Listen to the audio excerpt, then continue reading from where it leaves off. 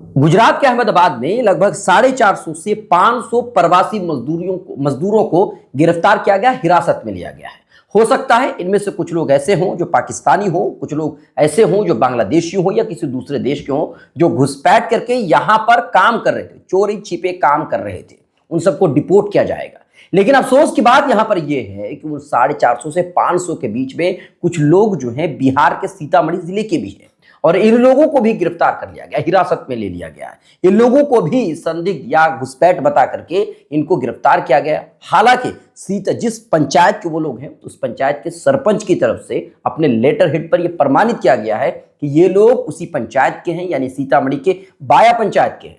जो बाया पंचायत है, उस पंचायत की जो सरपंच है रूही खान, उन्होंने अपने लेटर हेड पर जारी किया है। उन्होंने कहा है कि ये लोग इसी पंचायत के हैं। जैसे कि आपके सामने तस्वीर है, आप देख पा रहे होंगे, लेटर हेड पर रूही खान ने लिखा है।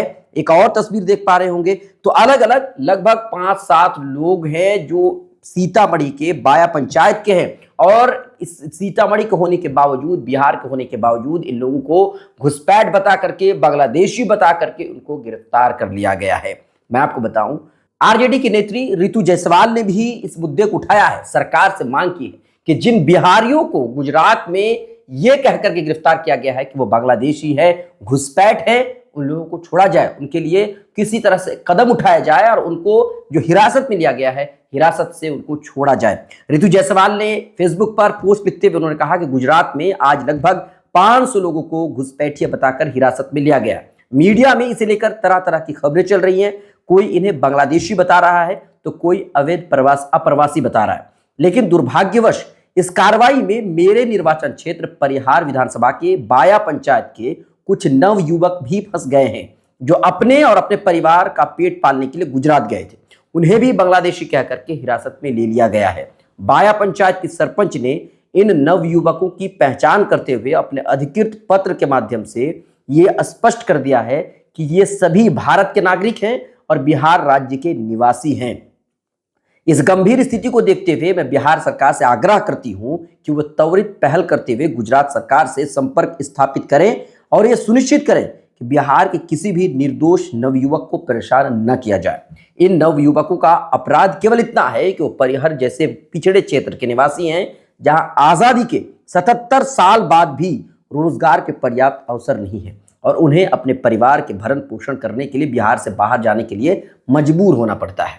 मैं सभी संबंधित अधिकारियों से आग्रह करती हूं कि जल्द से जल्द सत्यापन कर इन नवयुवकों को न्याय दिलाया जाए और उन्हें सम्मानपूर्वक रिहा किया जाए। बिहार के मजदूरों के साथ किसी भी प्रकार का अन्याय नहीं होना चाहिए। ये रितु जायसवाल ने लिखा है, जो आरजेडी की नेत्री है। यानी कि जो 450 से 500 लोगों को गिरफ्तार किया गया है, उन्हें बिहार के भी मजदूरों को गिरफ्तार कर लिया गया, जो यहां से अपने लोगों के पेट पालने के लिए वहां पर काम करने के लिए गए थे। देखिए, बिहार के जो मजदूर हैं, उनको हमेशा ही, हर बार ही अपनी इज्जत और अपनी जान को दांव पर लगाना पड़ता है, तभी वो कुछ पैसा कमा पाते हैं। क्योंकि आपने देखा होगा, कई बार ऐसा हुआ है, बिहारी होने की वजह से उनको मारा जाता है, पीटा जाता है, उनके साथ भेदभाव किया जाता है, और कई बार कई राज्यों में ऐसा हुआ है।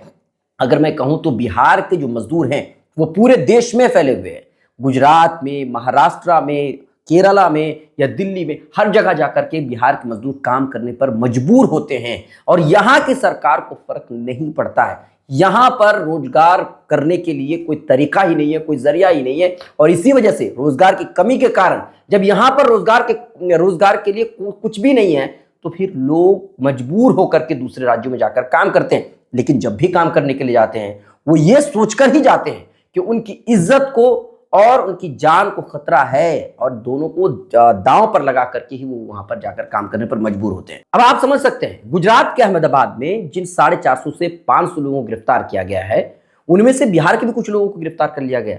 हालांकि उनके पास आधार कार्ड था, उनके पास सब कुछ था, लेकिन वो मुसलमान हैं और शायद इसी वजह से उनको लगा कि बांग्लादेशी होंगे, घुसपैठिए होंगे, इसलिए उनको गिरफ्तार कर लिया गया और उनको हिरासत में ले लिया गया। अब हिरासत में लेने के बाद जांच पड़ताल होगा, सब कुछ होगा, कब उनको छोड़ा जाएगा ये तो बाद की बात है। और अभी तक कोई ऐसी खबर नहीं आई है कि जो बिहार के सीतामढ़ी के जो लोग वहां पर हिरासत में लिए गए हैं, उनको छोड़ा गया है या नहीं गया है, इसकी कोई जानकारी नहीं है। लेकिन आपको बता दूं कि जो सरपंच, उनकी तरफ से भी बाकायदा लेटर हेड पर इस बात को प्रमाणित किया गया है कि ये सभी के सभी बिहार के निवासी हैं। अब देखना ये होगा बिहार सरकार किस तरीके से कदम उठाती है और कितनी जल्दी कदम उठाती है ताकि ये लोग आसानी से घर पहुंच सके, क्योंकि हर बार ही बिहारियों के साथ, बिहारी मजदूरों के साथ ऐसा होता है। जहां पर भी आप देखें कोई भी हादसा होता है तो उसमें बिहार के मजदूर मरते हैं। कहीं अगर भेदभाव के तो मारपीट होता है तो वहां पर भी बिहारी मजदूरों को बिहारी समझ करके मारा जाता है, पीटा जाता है।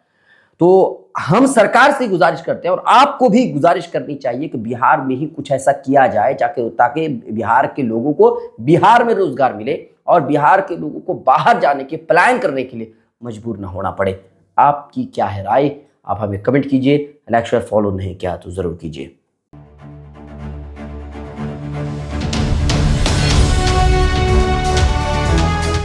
ट्रू रिपोर्ट्स, सच आप तक।